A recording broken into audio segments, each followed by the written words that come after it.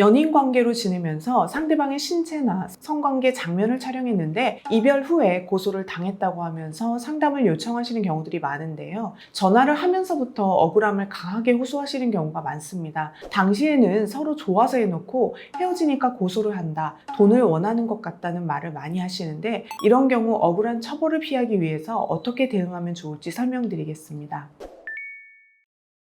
경찰서에는 고소장에 대한 정보공개 청구를 한 다음에 조사를 받으러 나가겠다고 이야기를 하면서 조사 일정을 일단 미뤄두고 정보공개 청구를 합니다. 경찰서에서 연락을 받는 게 처음인 경우가 많기 때문에 수사기관이 나와서 조사를 받으라고 하면 무조건 그 날짜에 나가서 조사를 받아야 한다고 생각해서 준비 없이 나가서 조사를 받는 경우가 많은데, 그러시면 절대 안 됩니다. 그리고 고소장 정보공개 청구를 하고 변호사 상담 후에 조사를 받겠다고 하면 수사관도 당연히 이해를 하기 때문에 그렇게 말씀하셔도 됩니다. 정보공개 청구는 경찰서 민원실이나 인터넷에서 할 수 있고, 고소장을 확보해서 범행 일시, 장소, 내용 등을 확인해야 합니다. 그리고 그 부분에 상대방과 나눈 대화 내용, 그리고 나에게 남겨져 있는 영상도 확인해야 합니다. 상대방이 고소를 했다는 것은 동의 없이 촬영을 했다고 주장하고 있는 것이기 때문에 동의하에 촬영했다는 점을 입증할 만한 증거를 찾아봐야 하고, 어떤 것이 증거가 될지 판단이 쉽지 않다면 변호사와 상담을 해야 합니다.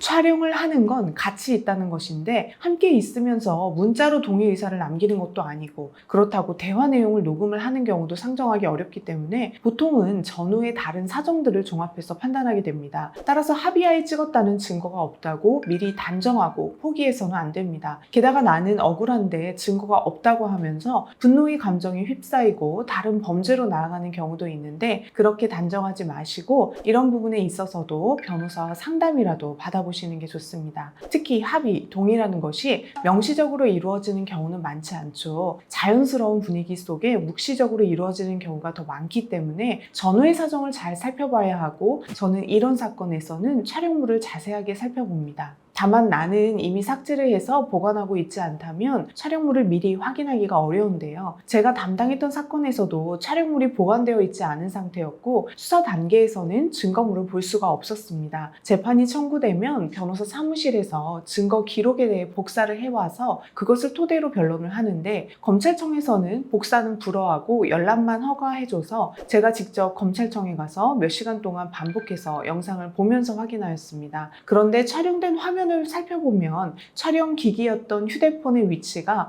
두 사람 사이에 있었기 때문에 상대방도 알 수밖에 없는 상황이었고, 촬영 중간이나 이후에도 상대방이 지우라고 요구하거나 항의하는 내용이 전혀 없이 자연스럽게 영상이 마무리되었기 때문에 동의 없이 몰래 촬영되었다고 볼 수는 없는 상황이었습니다. 그래서 이러한 점을 주장해서 결국 무죄 판단을 받았습니다. 또 다른 사건은 고소 사실을 알 당시에는 삭제하여 보관하고 있지 않았지만 포렌식으로 복구해보니 사진들이 발견되었고, 사진들을 살펴보니 상대방이 렌즈를 응시하고 포즈를 취하는 사진들도 있었습니다. 상대방은 이러한 사진들만 제외하고 나머지 사진들로 고소를 했던 것이었습니다. 그래서 이러한 사진들을 제출하면서 수사 단계에서 무혐의 처분을 받은 사건도 있었습니다.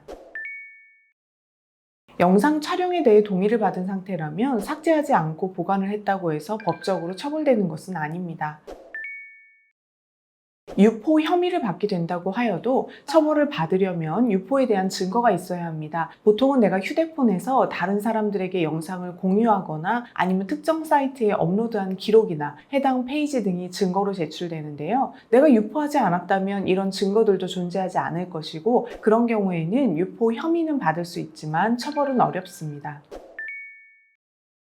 연락하지 않는 게 제일 좋습니다. 연락을 하는 것 자체를 상대방이 또 역이용해서 스토킹을 한다거나 협박을 했다거나 합의를 강요했다는 등의 다른 혐의를 주장하거나 고소할 수 있고, 양형에 영향을 주기 위해서 탄원서 등을 제출하기도 하기 때문입니다. 이미 연락을 한 경우라면 이 부분도 변호사에게 모두 공유하고, 혹시 불리한 내용이 있다면 이 부분을 수사기관에 어떻게 설명하면 좋을지 조언을 받아야 합니다.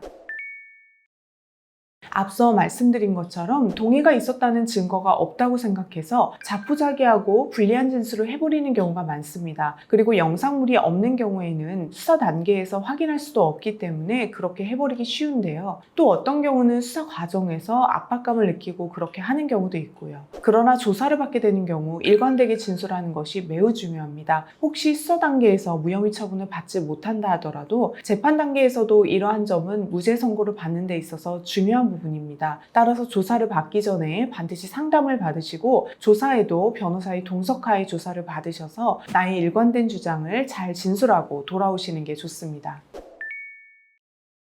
위에서 말씀드린 것처럼 명시적으로 동의했다는 점을 증거로 남기는 경우가 많지 않기 때문에 당시 상황 전후에 다른 객관적인 증거들을 토대로 해서 촬영 당시 적어도 묵시적 동의가 있었다는 점을 주장, 입증해야 합니다. 이런 경우 당시 상황을 어떻게 진술할지, 어떤 증거 자료들을 확인하고 제출하면 좋을지는 혼자서 판단하기가 어렵습니다. 따라서 변호사와의 상담을 통해 이러한 부분들을 확인하고 조사를 받을 때에도 어떻게 진술받으면 좋을지에 대해서 조언 받아야 합니다. 특히 영상물이 확인되지 않는 경우는 재판 단계까지 가고 나서야 영상물을 확인하고 이를 토대로 방어해야 하는 경우도 있기 때문에 이런 부분들에 있어서도 변호사의 도움이 필요합니다. 오늘은 이별 후에 전 여친으로부터 몰카 고소를 당했을 때 어떻게 방어하면 좋을지에 대해서 설명을 드렸는데요. 이와 관련해서 도움이 필요하시면 상담 전화로 문의 주세요.